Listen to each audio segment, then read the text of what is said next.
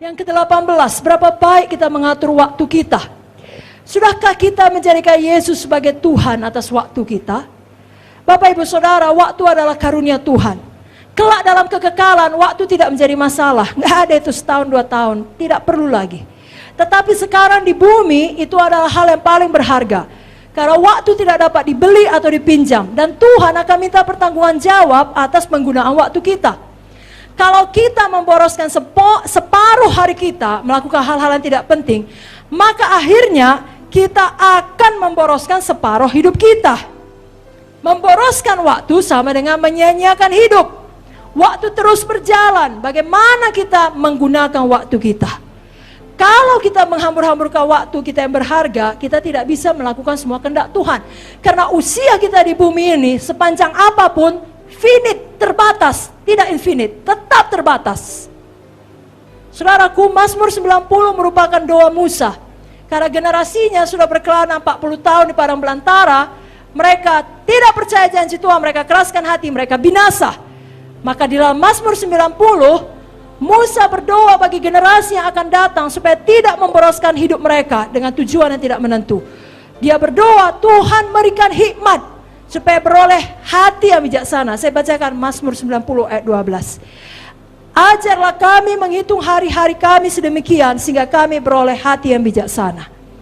Biarlah Tuhan memimpin kita sehingga apa yang kita kerjakan produktif, penuh arti, efisien, dan memiliki buah yang kekal. Efesus 5 ayat 16, pergunakanlah waktu yang ada karena ini adalah hari-hari yang jahat. Saudaraku, baik kita yang masih muda, kita gunakan waktu baik-baik. Baik saudara yang sudah menuju seperti Ibu Munte, saudara gunakan waktu baik-baik. Mudakah, sudah lebih tuakah, semua tetap produktif, semua tetap segar, semua tetap berbuah. Amin. Karena Mazmur 92 ayat 15 mengatakan, pada masa tua pun mereka masih berbuah, menjadi gemuk dan segar. Kenapa? Karena memakai waktu dengan baik.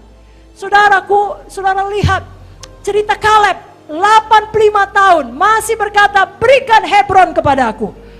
Dia berkata sedemikian dengan pengertian bahwasanya dia harus menghadapi raksasa di sana. Dia tahu betul dia harus berperang. Dia tahu betul dia harus direpotkan, tangannya harus menjadi kotor. Bahkan dia harus menghadapi resiko. Tapi dia berkata, 40 tahun sudah berlalu, kekuatanku masih sama. Dari mana dia bisa dapat visi seperti ini? Saya yakin dia sama seperti Joshua memperhatikan hidup Musa. Dia lihat pendahulunya, legasi yang ditinggalkan Musa 120 tahun, matanya tidak kabur. Wah, aku 85 tahun, mainkan. Mana Hebron? Jadi saudara, buat legasi seperti itu untuk anak-anak rohani dan anak-anak badani saudara. Jangan seperti orang dunia, memang kalau makin tua rematik. Tidak sanggup lagi angkat-angkat barang. Saudaraku, memang kalau menurut dunia 120 tahun sudah buta saudaraku. Tapi menurut Musa 120 tahun menurut firman tidak kabur. Kalau 85 tahun sudah disuapi saudaraku. Tapi bolang kita 89 tahun masih membaptis saudaraku. Doa syafaat saudaraku, mengunjungi saudaraku. 90-nya bolang itu. Jadi mana kita ikut ini? Ikut yang baik. Lalu anak-anak saudara, baik badani, baik rohani akan melihat. Sama seperti Kaleb melihat Musa. Mereka juga berkata, saya bisa seperti itu. Sudah tua tetap memakai waktu dengan baik untuk Tuhan Yesus. Bukan, aku menikmati masa tua. Sudah capek aku masa muda, habis menginjil mengunjungi. Sekarang masa tua, ongkang-ongkang kaki lah. Ya itu pilihan kita. Hanya sekali kita hidup. Apa yang kita dapat di sorga dari apa yang kita lakukan di dunia ini. Jangan terikat dengan handphone, alat gadget lainnya. Dan sebaliknya sangat kurang merenungkan firman, sangat kurang berdoa, hanya sekedarnya.